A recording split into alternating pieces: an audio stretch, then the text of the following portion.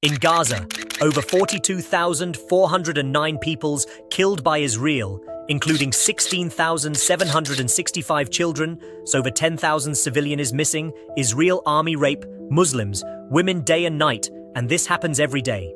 So world is stand with humanity.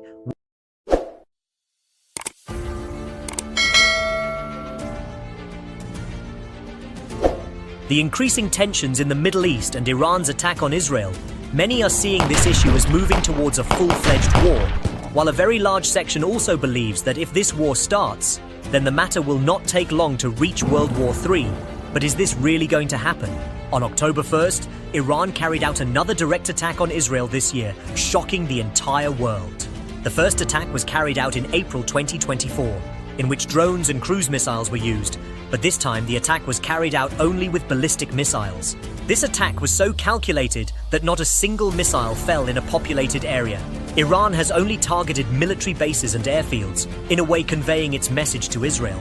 Israel's second shock came when the Iron Dome also failed to intercept many of the missiles. Some of these missiles hit the Israeli airspace where Israel's Lockheed Martin F-35 aircraft are usually parked. Satellite images have also confirmed that an Iranian missile fell right on top of a hangar. Now the world's eyes are on Israel. Everyone wants to know whether Israel will retaliate or not. If a full-fledged war breaks out between Israel and Iran, what will be the moments that can easily turn this war into World War III? And the most important question is that if this war happens, then a lot of Western countries will stand with Israel. But who will support Iran?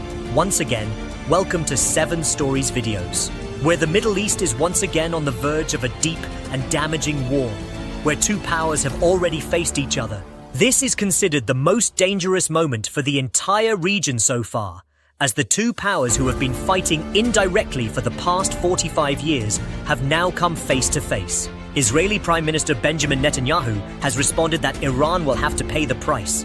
The Israeli military has also said that Iran will be retaliated against. The decision of when, where, and what level the attack will be will now be made by the Israeli government. When Iran carried out the first direct attack on Israel in April 2020, at that time, America had advised Israel to remain silent. But this time, the silence is not like the last time. This time, the Iron Dome of Israel has failed to a large extent. But how did this happen? Despite spending hundreds of millions of dollars, the Iron Dome is an advanced missile defense system designed to intercept and destroy artillery shells. This system is considered very effective and accurate, with a success rate of over 90%, meaning this system can intercept and destroy a very high percentage of the rockets and missiles launched. The weakness of the Iron Dome is that it can only stop 80 missiles at a time, and then Iran calculated and launched twice as many missiles as the Iron Dome's capability. Looking at Israel's history, there is no such event on which they have not retaliated for the attack on them. Therefore, it seems that this time too, the response to the attack will be given.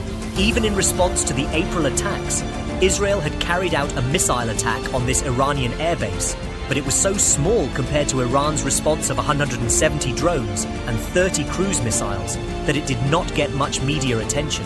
In the current scenario, Israeli planners are debating not whether to attack Iran, but how severely to wage war. Looking at it, Israel has 3 targets. The first is a conventional military attack, in which Iran's launch pads from where the ballistic missiles were launched can be targeted, as well as command and control centers. It is also possible that someone high-ranking who was planning an attack on Israel may be killed. The second target is the economy. That is, those targets that can cause considerable damage to Iran's economy.